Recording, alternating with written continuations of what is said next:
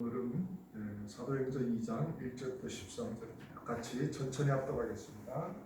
오순절날이 이미 이르매 그들이 다 같이 한 곳에 모였더니 권력이 하늘로부터 급하고 강한 바람 같은 소리가 있어 그들이 앉은 온 집에 가득하며 마치 불이 대처럼 갈라지는 것들이 그들에게 보여 각 사람 위에 하나씩 임하여 있더니 그들이 다 성령의 충만함을 받고 성령이 하나님의 손을 따라 다른 언어들로 말하기를 시작하니라. 그때 유다나 유대인들이 천하 각국으로부터 와서 예루살렘에 머물러 있더니 이 소리가 하되 큰 무리가 모여 각각 자기의 방언으로 제자들이 말하는 것을 듣고 소독하려 하여 다 놀라 신기하게 여기시되 보라, 이 말하는 사람들이 다 갈릴리 사람이 아니냐?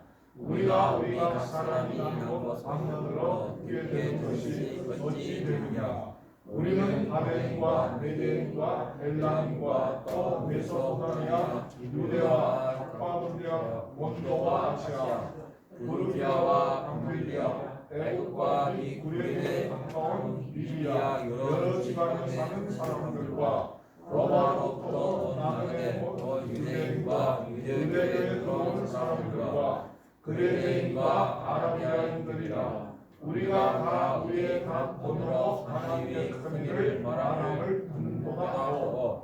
다 놀라며 당황하여 서로 이르되 이 어찌 된 일이냐 하며 또 어떤 이들은 조롱하여 이르되 그들이 세습에 취하였다 하더라. 아멘. 우리 오늘은 성경 강림절입니다. 그래서 오늘 이 말씀을 선택을 했습니다. 저는 주제별 설교에 별로 그렇게 잘 선택을 못한다 할까요? 저는 강해 설교에 익숙해 있어가지고 성경을 흐름대로 쭉 이렇게 강의하다 보니까 어떤 특정 주제에 맞춰서 설교를 해달라 이러면은 굉장히 힘들어합니다. 성경이 우리에게 주는 감동 그대로 이제 말씀을 나누면은 저도 감동 있고 또 듣는 여러분들도 편한데 억지로 어떤 특정 주제에 맞춰서 설교를 하려고 하면은 억지로 뭘 하려고 하는 그런 느낌이 참 강한 것 같습니다. 그래서 저는 저번 주에 우리 주일 예배 끝나가지고 저 목동에 가가지고 한민족 연합 기도 모임이 있습니다. 거기에서 전번 주는 웨슬리 회심 주일이기 때문에 감리교 신학대학교 총장이 오셔가지고 설교를 했는데 이번 주가 성령 강림절이라 그러시더라고요. 저는 절기가 뭔지도 잘 모르고 그냥 왔는데 또 알고서 성령에 관한 설교를 하지 않을 수는 없고 월요일부터 굉장히 고민을 했습니다. 성령에 관해서 무슨 설교를 할까? 대부분 아마 오늘 여러분들이 다른 교회 설교를 들어보면 다 아마 여기에 초점을 맞춰서 목사님들이 설교를 할 겁니다. 성령에 관한 주제를 가지고 설교를 할 겁니다. 아니면은 대부분 사도행전의 이쪽편의 말씀을 선택을 해가지고 설교를 할 겁니다. 한국은 절기 설교나 특별한 주제별 설교에 목사님들이 익숙해 있기 때문에 뭐 5월달은 가정이다 그러면은 가정에 대한 설교를 하고 또 여러분들 주제별 어떤 설교는 그 주제에 맞춰서 설교를 하고 이런 데 굉장히 익숙해 있습니다. 그래서 저도 월요일부터 고민을 하다가 이 말씀을 선택을 했습니다. 우리 오늘 말씀을 통해서 귀한 은혜 받으시기를 주님으로 부탁드립니다. 제목은 약속에 신실하신 하나님, 이런 제목으로 말씀을 나누겠습니다. 신앙은 우리가 우리 멋대로 하나님께 나아가는 게 아닙니다. 하나님과 우리의 관계는 언약의 말씀 위에 이루어져 갑니다. 그래서 하나님은 우리에게 구약과 신약이라는 이 시대에 특별 계신 하나님 말씀을 선물로 허락하셨습니다. 얼마나 큰 축복인지 모릅니다. 이 언약의 말씀을 우리가 믿고 받아들이면은 하나님과 우리의 관계가 이루어지는 겁니다. 근데 이 언약의 말씀을 우리가 믿지 않고 그냥 교회당 땅만 밟고 다니고 우리의 방식대로 종교 생활을 하면은 하나님과 우리는 별로 관계가 없습니다. 그냥 종교인으로서 살지는 모르겠지만은 우리의 삶 속에서 하나님이 말씀을 통해 약속하신 하나님의 약속을 경험할 수가 없게 된다는 겁니다. 그래서 하나님은 약속을 통해서 우리와 관계를 맺어가기를 원하시는 분이라는 것을 여러분들이 꼭 아시기를 바랍니다. 우리는 종교 생활에 익숙해 있어 가지고 하나님 앞에 많은 헌물을 하고 또 하나님 앞에 많은 봉사를 하고 하나님 앞에 내 나름대로 정성껏 주님을 섬기면은 주님이 내 마음 알아주시겠지 이런 생각을 할지는 모르겠는데 주님은 전혀 관심이 없습니다. 우리 멋대로 얼마나 정성껏 주님을 섬기든지 정성껏 주님께 봉사하든지 관심이 없습니다. 하나님은 하나님의 약속의 말씀을 통해서 우리와 관계를 맺어 가기를 원하시는 분이시기 때문에 우리는 이 약속의 말씀에 항상 순종하는 삶을 살아가야 되는 겁니다. 그럴 때 하나님은 그 약속을 우리의 순종을 통해서 이루어 가시는 분인 겁니다. 그런데 우리는 그 약속의 말씀에 순종하기가 너무 쉽지 않다는 거예요. 너무 힘듭니다. 그래서 오늘 하나님께서는 그 약속의 말씀을 제자들 가운데 이루셨습니다. 굉장히 중요한 사건이 일어나는데 그게 이제 오순절 성령 충만의 사건이 일어납니다. 우리가 예수님이 오셔가지고 3년 반 동안 공생의 생활을 하시는데 제자들이 3년 반 동안 예수님을 따라다니면서 모든 것을 다 경험을 합니다. 지어는 죽은 자가 일어나는 것까지도 경험을 하는데 그 제자들이 예수님이 가야바의 뜰 안에서 심판을 받을 때 다 자기의 살 길을 찾아서 도망을 칩니다. 근데 예수님은 자기를 배신하고 도망을 치는 그 제자들을 엄격하게 훈계를 하고 그 제자들을 포기하지 않습니다. 그러면서 주님은 뭐라 그럽니까? 너희들이 육신으로서는 할 수 없다라는 것을 너무 잘 알기 때문에 예수님은 아버지로부터 또 다른 영 보혜사를 그들에게 허락하시는 겁니다.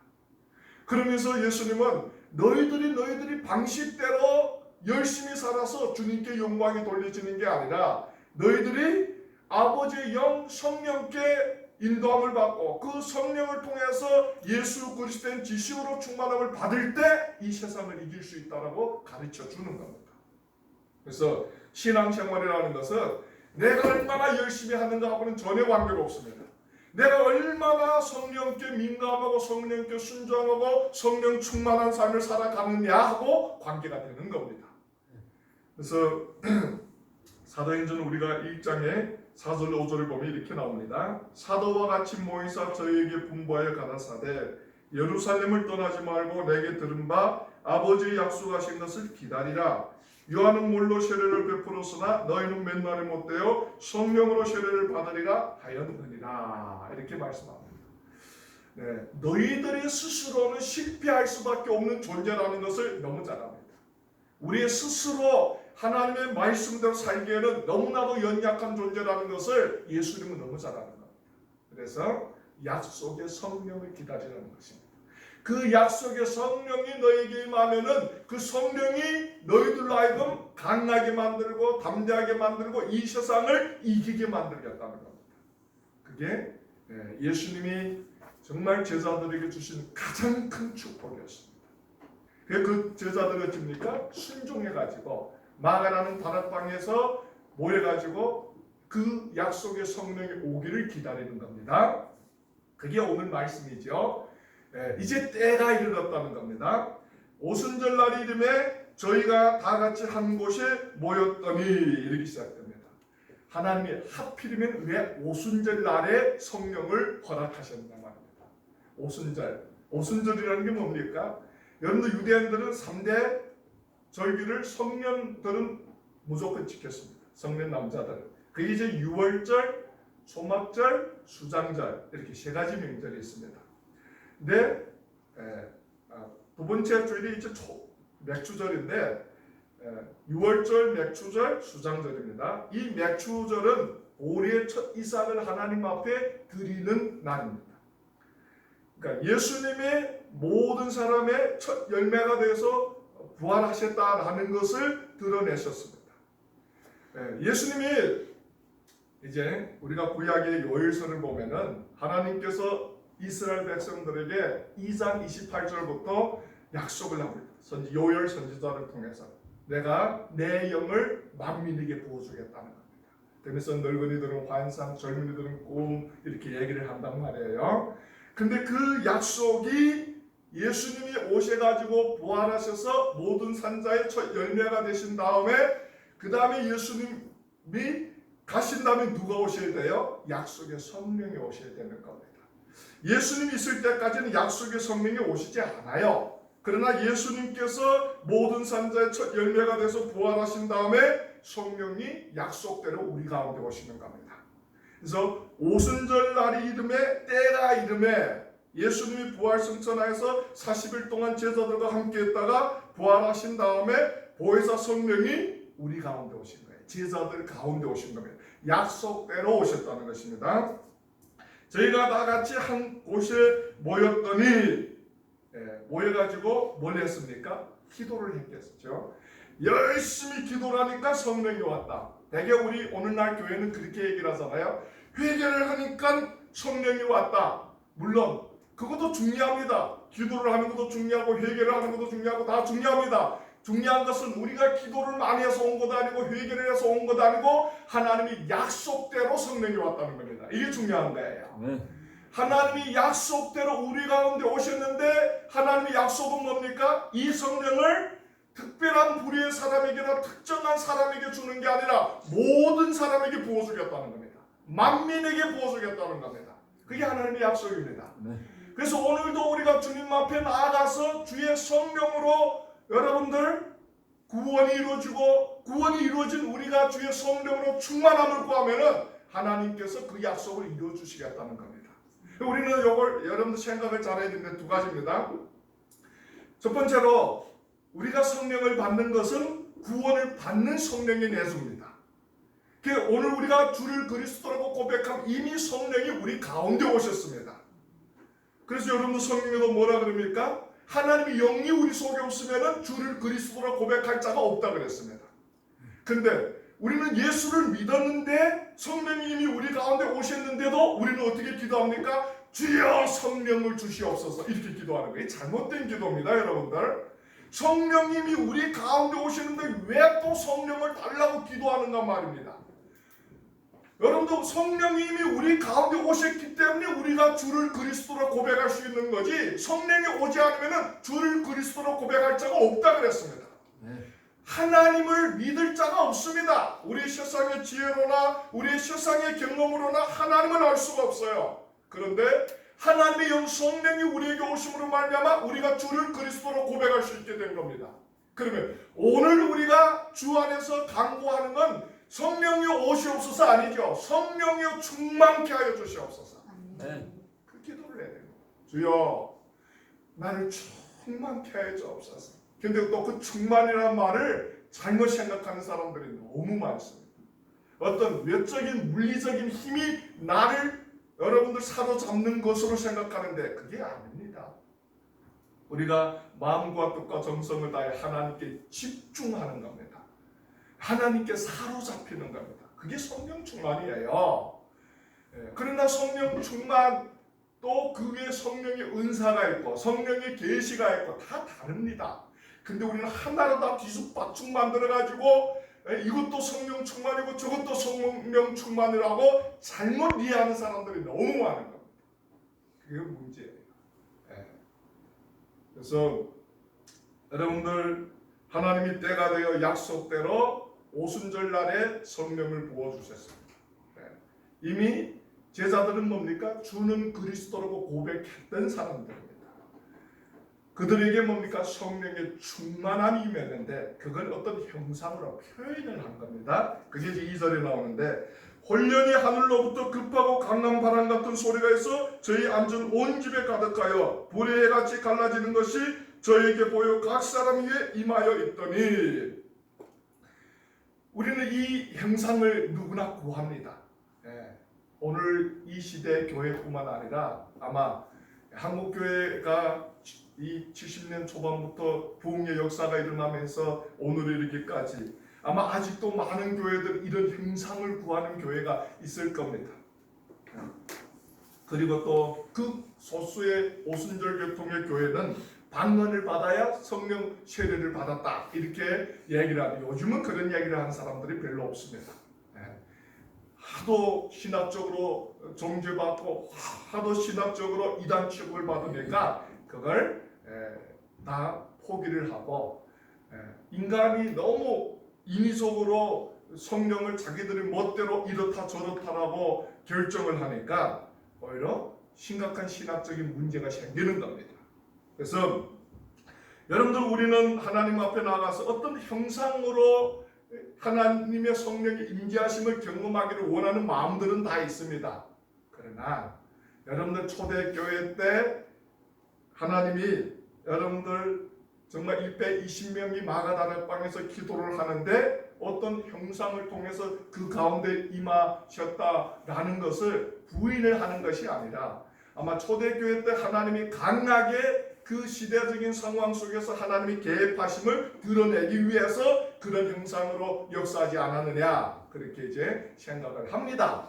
그러나 여러분들 오늘 우리가 하나님 안에서 이미 주를 그리스도로 고백해서 우리에게 성령이 내주하고 이미 성령 충만을 우리가 받았는데 어떤 형상이 없다고 해가지고 여러분들 내가 과연 성령 받았느냐 내가 과연 성령 충만한 거냐 이렇게 의심할 필요가 없습니다. 많은 사람들이 여러분들 요즘에는 기도원도 별로 잘 가지 않습니다. 코로나가 믿음 좀 많은 걸음들을 기도원을 향한 걸음까지도 다 끊어버려가지고 기도원도 다 텅텅 뺐다 그러는데 전에는 여러분들 많은 사람들이 기도원에 올라가가지고 성령 충만을 구하고 불같은 성령이 임하기를 구하고 정말 열심히 대단했습니다. 그런데 이런 초대교회 때 일어났던 이런 어떤 형상적으로 임했던 성령의 어떤 역사심이 그렇게 보편적이지 않았습니다. 정말 드물었습니다. 물론 오늘도 이 시대에 하나님이 뭔가를 드러내기 위해서 하나님이 초자연적인 어떤 능력을 역사하지 않는다라고 말할 수 없습니다. 하나님의 어떤 특별한 상황 속에서 충분히 이런 일을 할 수 있음에도 불구하고 보편적으로 하나님은 이렇게 역사하지 않습니다. 특별한 어떤 방식으로 자꾸 우리에게 다가와가지고 우리에게 자신을 드러내시고 우리에게 너는 특별한 사람이기 때문에 이런 것들을 경험해야 된다라고 말씀하지 않는 겁니다. 그러지 않아도 우리는 충분히 주의 성령을 경험할 수가 있고 주의 성령을 통해서 하나님 임재하심을 경험할 수 있기 때문에 이런 특별한 형상을 통과해서야 하나님을 경험하는 그런 삶을 사는 게 아니라는 것입니다. 그래서 오늘 보니까 하나님이 임재하심을 몇 가지로 얘기를 합니다. 첫 번째로는 혼련히 하늘로부터 급하고 강한 바람이 아닙니다. 같은 소리라고 했습니다. 여기에서 급하고 강한 바람 같은 소리가 있어 마가다락방에 120명이 기도를 하는데 그 안에 막 태풍이 불어가지고 이게 아니죠. 바람 같은 소리가 그 안에 가득 찼다는 겁니다. 이게 첫 번째예요. 그래서 여러분들 우리가 하나님 앞에 기도를 하는데 성령 충만을 받으려면은 막 그냥 태풍 일고 바람 일고 이런 게 아니라는 거예요. 어떤 형상이 일어났습니다. 바람 소리와 같은 어떤 소리가 났다는 거예요. 그 안에서 기도하는 모든 사람들은 기도 속에서 그걸 경험을 했다는 겁니다. 그게 형상이란 말이에요. 그리고 저희 앉은 온 집에 가득하여 두 번째로는 불이 해같이 갈라지는 것이 저희 위에서 보여. 두 번째로는 불이 해같이 임하는 것이 모든 사람의 머리에 임하는 것을 보았다는 겁니다. 그러니까 그걸 어떻게 하느냐? 아마 기도하다가 집중되지 않는 사람이 눈뜨고 아마 본 것 같아. 아니면 어떻게 봤겠습니까? 환상 본 것도 아니고. 하여튼 온 집안에 성령의 임재하심이 불이 해같이 어떤 형상으로 나타난 것 같습니다. 여러분들 바람이나 불이나 우리가 구약을 보면은 하나님이 임재의 하나의 표현입니다. 근데 우리가 하나님 앞에 나가가지고 기도를 하는데 주여 오순절 마가다라 때 임했던 그런 성령의 임재하심의 형상이 우리에게도 드러나게 해 주옵소서. 그건 우리가 원하는 거지 하나님의 방식이 아니라는 것입니다. 하나님은 하나님의 방식대로 우리에게 맞는 거지 우리가 원하는 방식대로 우리에게 다가오는 분이 아니라는 것입니다. 그래서 우리가 사도행전을 읽어보면은 하나님이 임재하심이 많은 방법으로 성령 임하는 사람들에게 다가옵니다. 그 베드로의 설교를 통해서 고넬료의 가정에 있었던 성령의 역사하심, 또 예수님이 요단강에서 세례를 받으실 때 비둘기같이 임하는 성령의 역사하심 다 달랐습니다. 꼭 여러분들 어떤 특정한 방식으로 어떤 형상이 드러나야만이 성령 충만을 받은 거다. 그러면 너무 쉬워요. 그때까지 우리가 주님 앞에 회개하든지 기도하든지 봉사하든지 어떤 방식으로든지 불임해야 성령 충만 받은 거다. 그러면은 거기까지 가야 되죠. 그런데 하나님은 부동한 상황 속에서 부동한 방식을 부동한 형상으로 자기 임재하심을 드러냈다는 겁니다.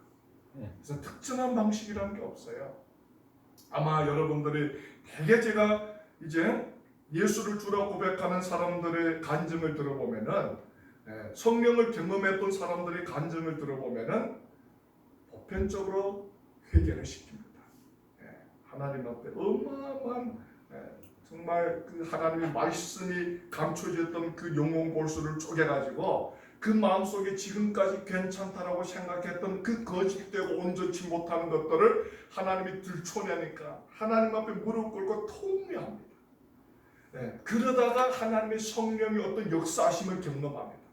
그 행복감, 평안함, 어떤 기쁨, 어떤 영혼의 어떤 그 하나님이 채워주시는 안식 이런 것들을 경험하게 되는 겁니다. 많은 사람들이 그래요. 얘기 들어보면 어느 순간인가 설교를 듣다가 어느 순간인가 부흥 집회에 참석했다가 어느 날 기도원에 가서 기도를 하다가 하나님이 갑작스레 이 마음속에 나는 괜찮다라고 생각했던 어떤 죄악들을 뒤집어 가지고 그 문제 때문에 하나님 앞에 무릎 꿇고 통회하고 하나님 내가 정말 죄인입니다. 내가 정말 나쁜 놈입니다. 그리고 새롭게 거듭나 성령으로 충만함을 받는 그런 역사를 경험해가는 그런 간증들이 많습니다. 여하튼 3절 4절 보니까 어떤 형상을 임하는 거예요. 형상을.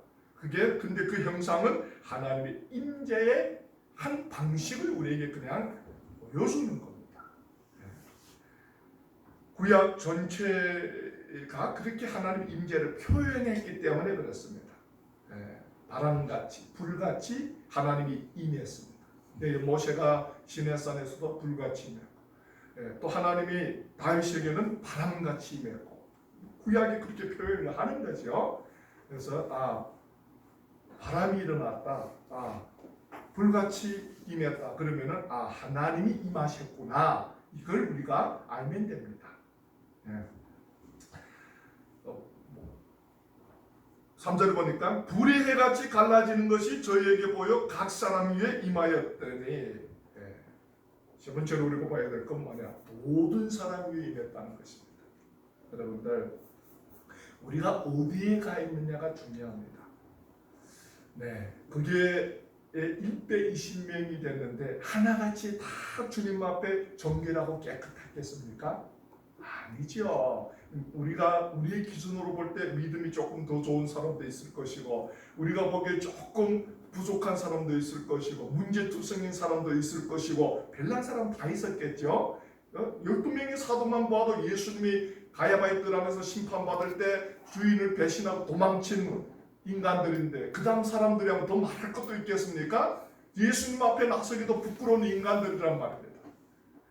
그런데 그 마가라는 다락방에 있었던 것 때문에 성령 충만을 받았다는 겁니다. 참 감사한 일이죠. 은혜는 어디에 있습니까? 은혜 받을 자리에 있으면 임하는 겁니다. 여러분도 오늘 우리가 어디에 있느냐가 중요합니다. 우리가 어디에 있느냐에 따라서 하나님이 은혜가 임할 수도 있고 하나님의 은혜를 경험하지 못할 수도 있다는 겁니다.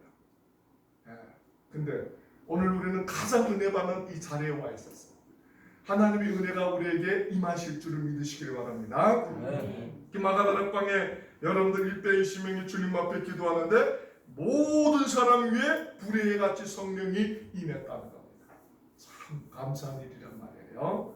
어느 사람이 기도를 더 세게 해서, 어느 사람이 기도를 더 많이 해서, 어느 사람이 기도를 멋있게 해서 성령이 그 사람에게 임했다. 이러면은 우리는 불안합니다. 나는 기도도 제대로 못하는데, 나는 기도해라 그러면 5분도 길게 생각하는데, 나는 기도해라 하면은 뭘 기도할 줄도 모르는데, 그러나 그 자리에 있은 것 때문에 하나님은 그런 연약한 자들을 피해서 우리가 보기에 능력 있고 온전한 사람에게만 성령이 임한 게 아니라 모든 사람에게 성령은 임했다는 겁니다. 참 감사한 일이죠. 여러분들 정말 과연 우리가 인생을 살아가면서 우리에게 은혜가 임할 곳이 무엇인지를 아는 사람이 지혜로운 사람입니다. 우리는 끊임없이 어디에 나가야 됩니까? 은혜 받을 자리로 나가야 됩니다. 그게 어디입니까? 새벽을 깨워서 주님 앞에 무릎 꿇는 자리.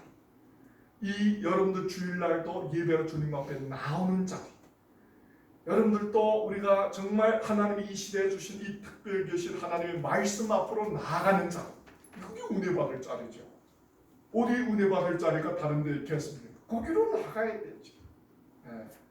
끊임없이 정말 기도 가운데, 말씀 가운데, 예배 가운데 나아갈 때 하나님은 하나님의 은혜를 부어주기를 원하는 겁니다.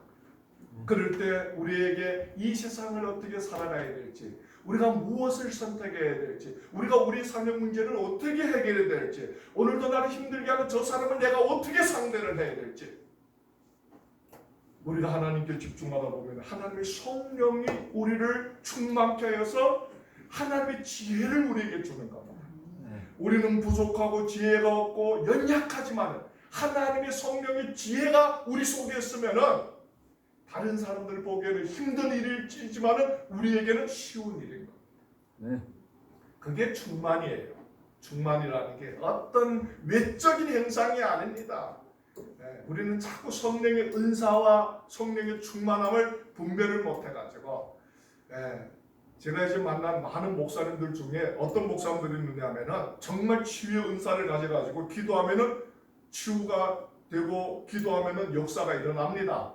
근데 사는 꼴을 보면은 저게 목사냐 할 정도로 참 그 행동거지나 말이나 참 내 기준이겠죠. 받아들이기 어려울 때가 너무 많습니다. 그 어떤 때는 하나님 왜 저런 인간을 하나님 쓰세요? 저런 인간에게 그런 은사를 줘가지고 저렇게 거들먹거립니까? 그 어느 날인가 이런 생각을 했어요. 하나님이 저 은사를 나에게 주면은 나도 저러지 않을까? 정말 우리가 다른 사람을 자꾸 손가락질하는데 상황과 조건이 허락되면 우리는 어떻게 살지 우리도 모릅니다. 우리는 없기 때문에 겸손한 것처럼 사는 거예요. 배우지 못했기 때문에 겸손한 것처럼 하는 거예요. 우리가 다른 사람들 보기에 능력이 없기 때문에 그래도 자기를 지키며 사는 거지, 정말 높은 자리에 앉혀놓고 어마어마한 돈을 부어주고 어마어마한 능력을 부어주면은 그래도 자신을 지킬 수 있겠느냐 말이에요. 그래서 김용희 선교사님 늘상 하시는 말씀이 그러죠. 상황과 조건이 허락되면은 죄를 안 질 인간이 없다는 겁니다. 동의해요. 그 말에. 정말 우리는 우리의 스스로를 지킬 만한 능력도 없는 인간들입니다. 우리에게 얼마나 많은 은혜가 부어지든지 얼마나 공핍받든지 하나님의 은혜가 없이는 우리는 살 수가 없습니다. 우리는 넘어질 수밖에 없는 존재라는 것입니다. 그래서 우리는 끊임없이 어찌입니까? 하나님의 은혜 가운데로 나아가야 되는 겁니다. 그래서 이 마가다락방에 120명이 모였는데 사실상 예수님이 부활 승천하시는 것을 몇 명이 봤습니까? 500여 명이 봤습니다. 형제자매들이.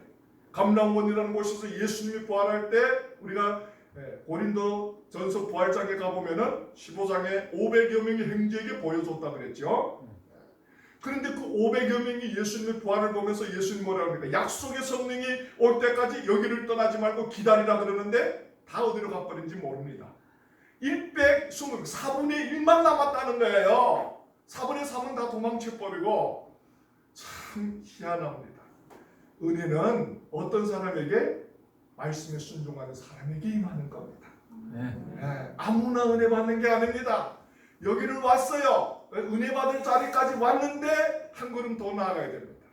은혜 받을 자리에 온 것까지도 좋은데 한 걸음 더 나가는 게 중요하다는 겁니다. 뭡니까? 은혜 받을 자리에 와가지고 하나님이 말씀으로 은혜 줬으면은 그 말씀도 살 때 삶의 열매가 맺어져 가는 겁니다. 그 약속의 말씀에 순종해가지고 마가 다락방에 와가지고 기도를 하니까 그 말씀의 약속에 순종한 모든 사람들에게 하나님의 성령의 충만함이 임했다는 겁니다. 정말 어렵죠. 오늘도 우리가 예배로 나온다는 이 선택이 우리에게는 쉬운 일이 아닙니다. 믿음 있는 사람에게는 뭐 당연히 예배자가 예배 들어가는 게 무슨 큰일이냐 이렇게 생각할지 모르겠는데, 코로나 때문에 예배 가운데 나오기가 힘들게 생각되는 사람들에게는 이 예배로 나오는 것이 얼마나 큰일인지 모릅니다. 나는 우리 동포교회들만 이렇게 힘든 줄 알았더만은 한국교회도 마찬가지더라고요. 깜짝 놀랐어요. 어느 목사님이 저보고 그러더라고요. 아주 저 강남이 큰 교회인데 뭐 동포교회만 힘들겠어요. 똑같이 뭐 한국 성도들하고 더 믿음이 좋고 동포 성도들하고 더 믿음이 없고 그렇겠는데 뭐 하나같이 힘들다는 겁니다. 그 얘기를 듣고서 참 안타깝구나. 이럴 때 정말 우리가 근신하게 깨어서 상황이 안 돼서 집에서 예배를 드리든지 아니면 교회에서 예배를 드리든지 관계가 없이 정말 하나님께 집중하는 삶을 사는 게 중요합니다. 집에서 내 스스로 나를 지키기가 힘들다. 그러면은 믿음의 공동체 속에 와서 예배를 주님께 나아가. 어떤 어려움이 있을지라도. 그러나 나는 집에서라도 가정 예배를 드리면서 하나님께 온전히 나아갈 수 있다. 그러면은 집에서 예배 드리고 하나님께 집중. 그러는 거죠. 중요한 것은 우리가 정말 하나님과 우리의 관계에 초점을 맞춰서 무엇보다도 가장 중요한 게 하나님께 집중하는 것이라는 것을 알고 살아가는 게 중요하다는 것입니다. 그 다음 밑으로 사서 보니까 저희가 다 성령의 충만을 받고 성령이 말하게 하심을 따라 다른 방언으로 말하기를 시작하니라. 성령 충만을 받을까 형상 일이 일어났는데 뭡니까? 방언으로 말을 했다는 거예요. 오늘 우리가 하는 방언하고 그때 사도들이 했던 방언은 조금 다릅니다. 번지 방언을 했다는 거예요. 우리가 하는 방언은 신비로운, 바울 서신에서 말하는 신비로운 말을 합니다. 대개 오늘 여러분들 방언 받은 사람들은 하나님과 개인적인 교제 속에서 하나님만 알아들을 수 있는 신비로운 언어를 하는 겁니다. 그러니까 지금도 어떤 사람들이 방언을 받으면 영어로 방언한 사람도 있고 뭐 일본어로 방언한 사람도 있고 러시아어로 방언한 사람도 있어요. 지금도 있습니다. 제가 아는 사람도 있습니다. 그런데 많지 않아요. 본지 알아들을 수 있는 말로 방언하는 사람보다는 신비한 언어로 방언을 하는 사람이 많다는 겁니다. 오늘 여기에서 저희가 다 성령의 충만을 받고 성령이 말하게 하심을 따라 다른 방언으로 말하기를 시작하니라. 성령 충만을 받으면 반드시 방언을 한다는 게 아닙니다. 성령 충만을 받은 한 형상으로 방언도 하더라는 것입니다. 또 한 은사로 방언도 하더라는 것입니다. 방언은 은사에 속하는 겁니다. 은사에. 여러분들 방언을 하는 사람들도 보면 안 하면 어쩝니까? 못합니다. 고독하십니다. 성령 충만이라는 것하고 성령의 은사하고는 다릅니다. 성령 충만은 뭡니까? 우리가 끊임없이 하나님께 나아가서 하나님께 집중함으로 하나님 안에서 충만해지는 거하고, 성령의 은사는 하나님이 정말 그 시대의 어떤 사역과 그 시대의 어떤 필요함을 위해서 우리에게 주셨는데 우리가 사용하지 않으면 하나님이 거두어 가십니다. 은사는. 어떤 때는 저 사람 보니까 기도를 해가지고 치유은사를 받았다 해가지고 하나님이 역사가 일어나는데 어느 날을 만나니까 기도해도 치유 역사가 일어나지 않는 겁니다. 정말 하나님 앞에 사용을 하지 않든지 아니면 하나님 앞에 교만하든지 하나님 앞에 불신하든지 그러면 하나님이 거듭하십니다. 은사라는 것은. 그러나 성령의 충만은 뭡니까? 오순절날에 불의 해 같은 것이 온 집에 가득해서 모든 마가다락방에 있는 사람들이 성령 충만 받았는데 그 한 번으로 성령 충만이 끝나느냐? 그게 아니라는 것입니다. 성령 충만이라는 것은 끊임없이 이어지는 겁니다. 그걸 오늘날 신학적인 개념으로 재충만이라고 합니다. 재충만. 그래서 여러분들이 오시면 성령 충만했다. 정말 하나님께 집중해서 하나님의 말씀대로 정말 하나님만 바라보며 살고 하나님의 말씀에 순종하는 삶을 사는데 어떤 연고인지 한 1년 지나가고 한 달이 지나갔는데 이상하게 예배가 싫어지고 이상하게 사는 게 힘들고 이상하게 다른 사람이 미워지고 그러면 뭡니까? 그러면은 성령이 충만하지 않는 겁니다. 영적으로 어찌입니까? 메말라 있는 겁니다. 메말라. 성령이 떠난 게 아니라 성령이 우리로 하여금 하나님께 집중을 하는 우리 삶이 하나님께 집중을 못하니까 영적으로 메말라가지고 분별력도 잃어버리고 하나님의 성령이 우리에게 주시는 힘과 용기를 잃어버리게 되는 겁니다. 그래서 우리는 끊임없이 뭡니까? 한 번 오순절을 경험해서 한 번의 오순절이 우리를 영원히 충만하게 만든 게 아니라 우리는 매일매일 하나님 앞에 나아가서 성령으로 충만해져야 되는 겁니다. 그래야만이 여러분들 우리는 하나님 안에서 이 하루하루를 온전한 삶을 살아갈 수 있는 겁니다. 그런데 우리는 간증을 들어보면은 나는 어느 때 회개를 통해서 성령 충만을 받았습니다. 그런데 5년이 지나가고 10년이 지나가니까 사는 꼴이 말이 아닌 겁니다. 왜 그렇습니까? 그때는 하나님께 전심전력을 다해서 오로지 주님께 집중하면서 주의 말씀대로 사니까 분별력도 있고 결단력도 있고 용기도 있고 확신도 있는데 그런데 어느 순간인가부터 육신의 소욕을 쫓아 행하고 어느 순간인가부터 하나님과 멀어지고 어느 순간인가부터 기도하지 않고 이러면 어떻게 됩니까?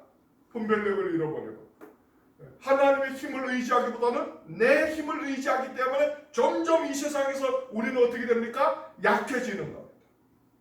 저는 하나님 안에서 이 세상이 작아 보였는데 이제는 하나님을 떠나니까 이 세상 속에서 내가 얼마나 작아지는지 모릅니다.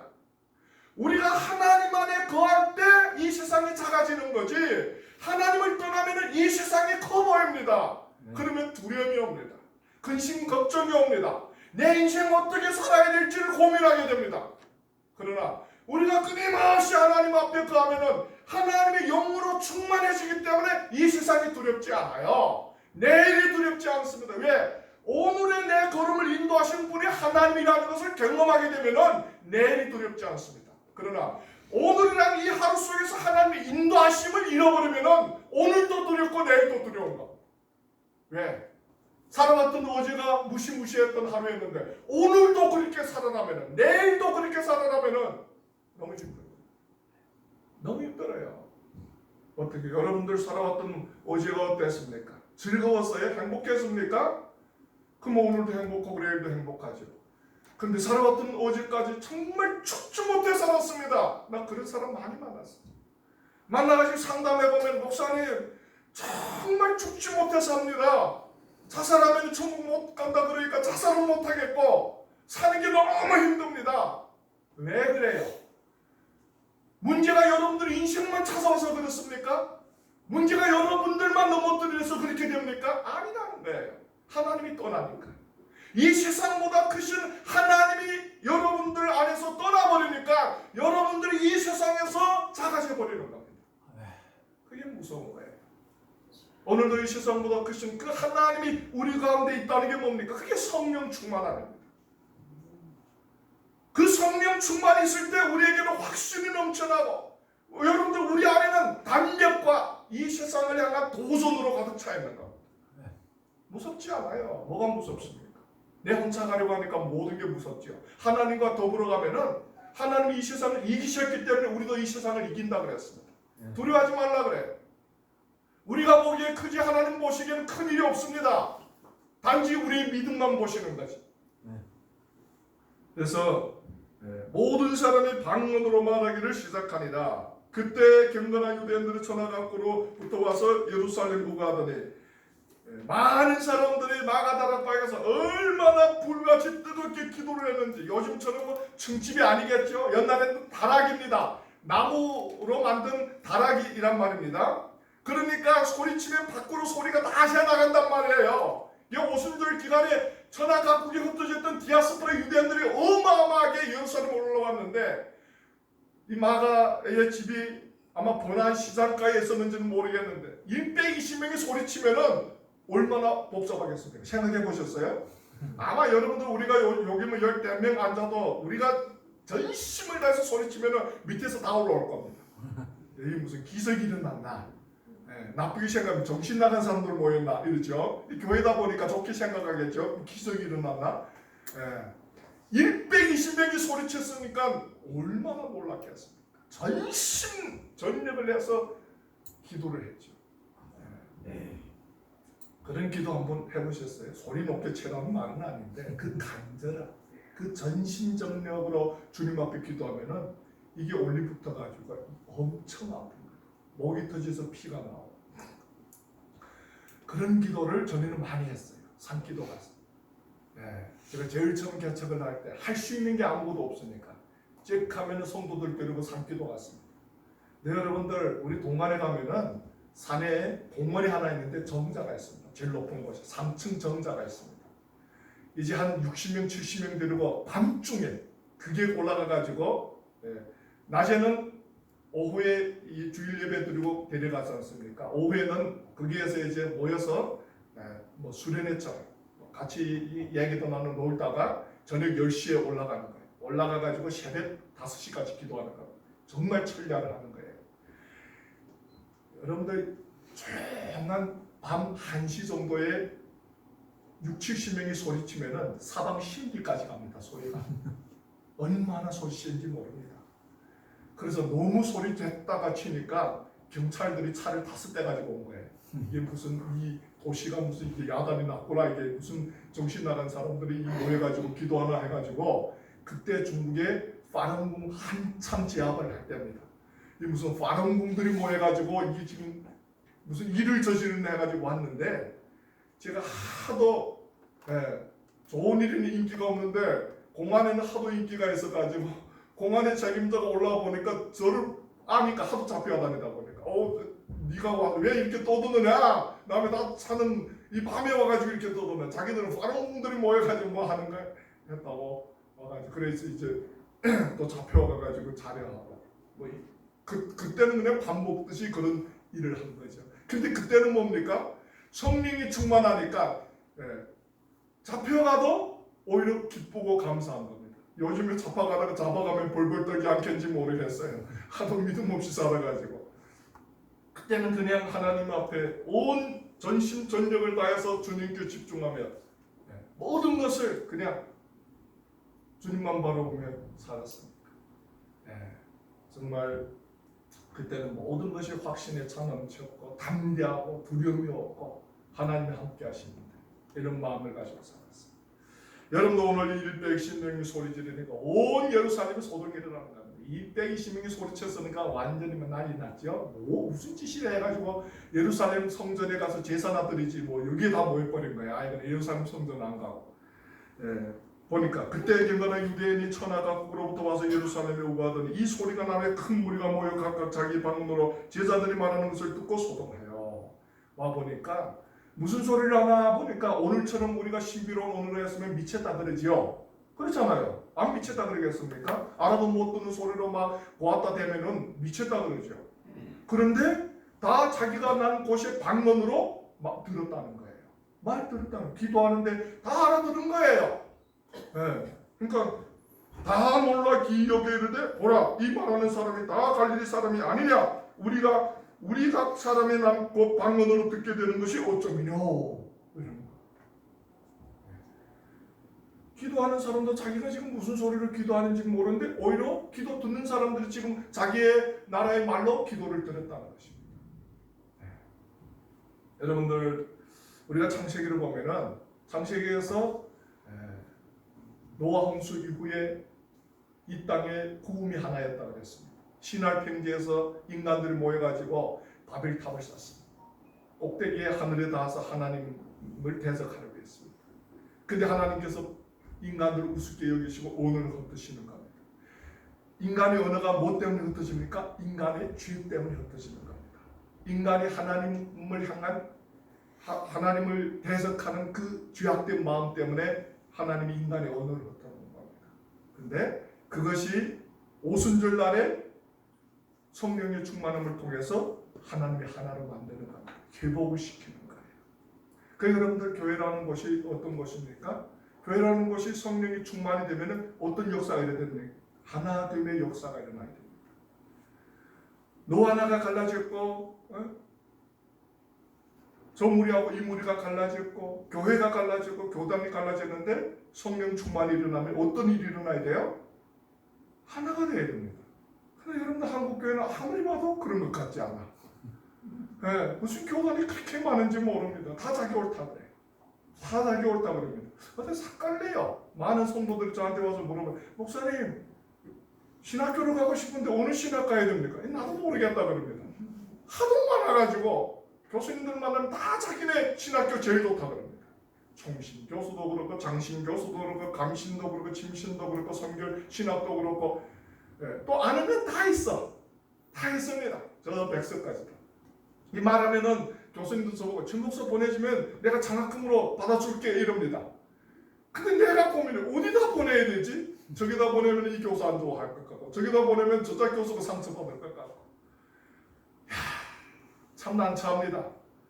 그것도 뭐 큰 교파가 몇 개면 그것도 괜찮겠는데 막 군소교단이 수백 개가 돼가지고 막 도대체 어떤 데는 뭐 이름 되는데 뭐 그게 무슨 교단인지도 알 수가 없어. 왜 그건 또 그렇게 쪼개져가지고 나가가지고 자기들이 옳다고 또 들어대는지 알 수가 없어요. 여러분들 그게 하나님의 뜻이 아닙니다. 그 인위적인 겁니다. 하나님 뭡니까? 하늘 합해지는 거예요. 하나 되는 겁니다. 하나. 성령 충만은 뭐예요? 우리가 다 하나님께 집중하고 하나님의 뜻을 구하고 하나님의 기쁜 일을 위해서 나가면은 하나가 될 수밖에 없습니다. 근데 다 자기 욕심대로 자기 생각대로 자기 목적대로 나가려면은 깨어집니다. 결국에는 모든 사람들은 뭡니까? 자기가 난 지역의 언어로 기도를 들었다는 거예요. 쭉 넘어가가지고 12절 보니까 다 놀라며 의혹하여 서로 가로되 이 어찐 일이냐 하며 놀라는 거예요. 너무 놀라 충격받은 겁니다. 지금까지 이런 일이 없었습니다. 그러나 성령이 오심으로 말미암아 성령 안에서 하나 되는 역사가 일어났다는 겁니다. 그런데 이런 성령 안에서 하나 되는 역사가 일어나는데 사람들은 어떤 얘기를 합니까? 두 가지로 나눠집니다. 하나는 그 기적에 놀라가지고 이게 하나님의 역사가 아니냐라고 고민하고 하나는 13절에 또 어떤 이들은 조롱하여 가로되 저희가 세술에 취하였다 하더라. 그들을 자기들이 방법대로 판단하고 정죄했다는 겁니다. 여러분들 교회가 이 세상으로부터 하나님 앞에 올바로 가는데 정죄받고 판단한다고 두려워할 필요가 없습니다. 어쩔 수 없어요. 우리가 올바로 가면 갈수록 이 세상은 우리를 판단하고 정죄합니다. 그러나 그걸 두려워가지고 자꾸 세상하고 타협하면은 하나님이 떠나갑니다. 우리는 하나님께 속한 그리스도의 몸이 되느냐 아니면 이 세상과 타협해서 이 세상을 맞추는 교회가 되느냐 선택을 해야 됩니다. 정말 이 성령 충만이 우리 모두 다 하나님 앞에 바로 서는 그런 역사가 되시기를 주 이름으로 부탁드립니다. 네. 기도하겠습니다. 살아 역사하시는 참